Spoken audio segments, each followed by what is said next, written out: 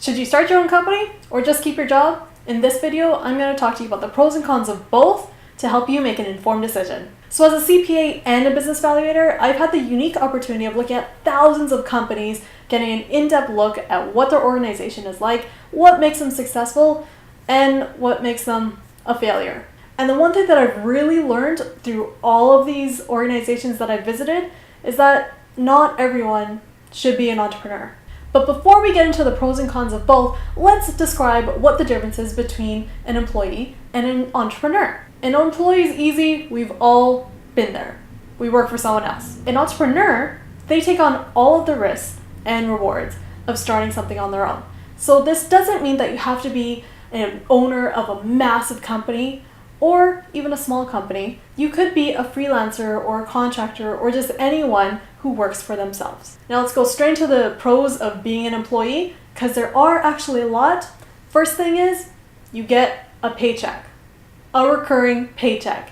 And it doesn't matter if you are sick, you're still getting paid. And that's amazing because it reduces the amount of risk you have. You know, let's say you work on projects, but it's the summer months and business is slow because everyone's on vacation, you're still getting a paycheck. And there's something to be said about that recurring income coming into your bank account. 2, like I said, you get paid even when you're sick. You even get paid to go on vacation. And that's something that I don't think we really appreciate, but we should. 3, you get benefits. And I mean, you get healthcare benefits. Some organizations might even pay for your tuition to go back to school and maybe get your MBA. You get so many benefits.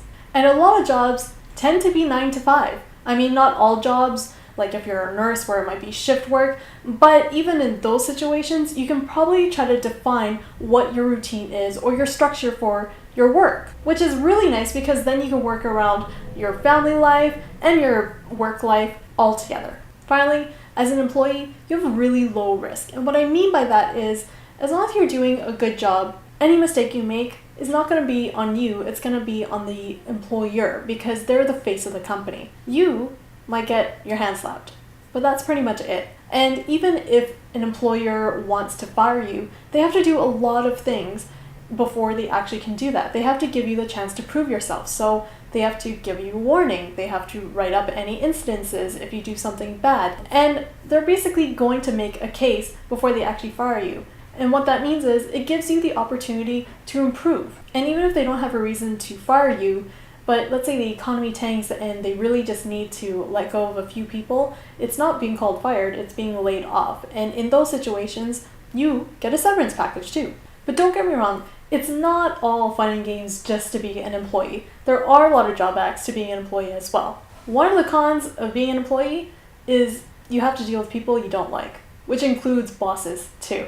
And one of the reasons why a lot of people leave their job, if it isn't because they found something better to go to, is someone that they don't want to deal with at work. When you work for someone else, they get to dictate what you do. So if that means you have to travel, if that means you have to work weekends, if that means you have to miss out on some things that you really want to do with your family, you're kind of out of luck. Number 3, you ultimately don't have control over your own success. Promotions aren't guaranteed. A company might merge in with another company, which might stop your career progression. The economy might tank and you might get laid off. You don't have the ability to control your own success. Finally, and I think the reason why a lot of people think about going out on their own is because you might feel like you're not getting paid what you're worth.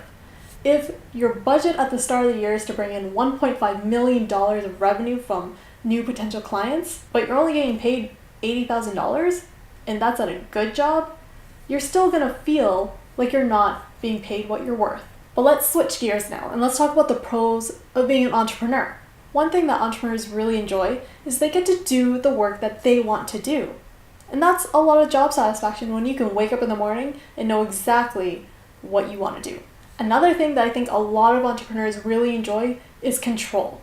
And you get to control so many different things. You get to control how your business operates. You get to control the business decisions that you make. But not only within the business, you get to control how you work, where you work, what time you work. And you have the flexibility to use that time that you couldn't use otherwise if you had a 9 to 5 job to be with your family. Another advantage to being an entrepreneur is that if you live in a capitalistic society like Canada or the US, the tax system is actually designed to stimulate small businesses. So you can get tax breaks by being a small business owner. And the reason being is because they want people to start businesses so that it stimulates the economy, it creates jobs, and it helps the country overall. Finally, and I think the big reason why lots of people want to be an entrepreneur is the money. You get a lot of money if your company is successful. You can have a really high steady cash flow coming into your household every year if you're really good and really smart about your business and make it successful over the long haul. And let's say your company is really successful. The way a lot of business owners make a ton of money is by selling their business to someone else. So why are we all entrepreneurs? It's because there's a lot of disadvantages too. For one, it's a lot of work, especially when you're just starting out. When I first went out on my own, the one thing that I immediately noticed is it's really lonely. You don't get to go to an office place full of employees that you can just chit chat with and say, hey, hello, let's go for coffee. You're basically at home, plugging away and working really hard all by yourself. And you don't really get to talk to anyone about it because most people aren't in the same boat as you. And while you might be in control of the time that you have, it could also be considered a burden too, because you're probably working all the time. You could be out playing with your kids in the park and responding to a phone call. Or you could be going on vacation and responding to emails still, because you don't actually get real time off. When you're on your own, being an entrepreneur means that your entire life is revolved around the work that you do. Finally, a big risk to being an entrepreneur is also a big pro to being an entrepreneur, and that is money. If your business fails, if you aren't a good business owner, if you don't actually have a good knack for it or work really hard or smart at it, or if the economy tanks and that's out of your control, it can affect your finances too. Cash flow management is a huge reason why a lot of entrepreneurs fail. So if you're watching this video because you want to know whether or not you should start your own business or just keep the job that you might already have, the one thing I need you to take away with is self-awareness. Before you actually quit your job and start your company, you need to know whether or not being a business owner is actually something that you want to do and if you'd actually be able to hack it. Because being an entrepreneur is, at the end of the day, going to be an emotional roller coaster. There's going to be days where you're going to be like, this is the best thing ever, why didn't I start this earlier? And then there's days where you're just going to want to wish that you were an employee of your own company because it would just be so much easier. So self-awareness is key before you actually dive into anything.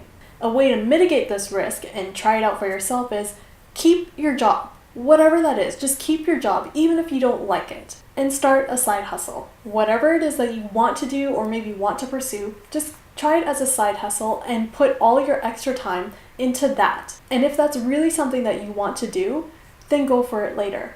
So self-awareness is key. I don't want you to be an entrepreneur just because the world is saying, oh, that's a cool thing to do right now, because maybe you're not designed to be an entrepreneur, and that's totally fine. The world should not be full of entrepreneurs, because if there were no employees, well, how would the entrepreneurs be successful? You can still be a success being an employee as well. And there's a lot of benefits towards being an employee as well.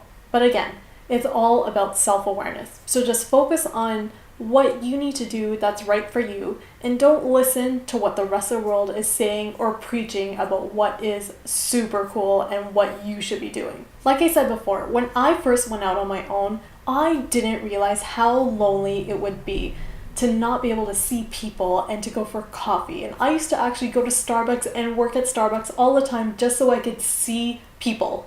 I didn't talk to them, but I saw people and I felt like I was part of society. And that was a huge thing for me because I love to talk to people. I'm such an extrovert individual. And another thing I didn't realize was cash flow management. I was so used to having a steady paycheck coming in for years and years and years that all of a sudden when it stopped and I had to use my own money and I had to try and look for work, that was really tough because it's an eat what you kill when you're a contractor like me. And if you can't hack it, which at the beginning I was really thinking maybe I should go back to work, It was simply because I wasn't used to it, and it took me probably about a year to really get my mind frame around what this new life is going to look like. But that's not to say that you can't get used to it. Of course you can. I did. That means you can. It just means that you're going to have to go in with the frame of mind that it's going to be a big adjustment. So I want to hear from you. If you are thinking about starting a business, even if it's just a side hustle for now, what is that business? Put it in the comments below. I would love to hear about all the things that you guys are up to. Thank you so much for watching this video. If you liked it, please hit that thumbs up and I would be ever so grateful. And if you are an entrepreneur or you know of an entrepreneur, tell them about this channel because I'm going to create more content around what it is to be an entrepreneur, all the things that you need to know to be an entrepreneur, and the things you should think about as you're growing your business. And if you haven't already, subscribe to this channel and I'll see you in the next episode.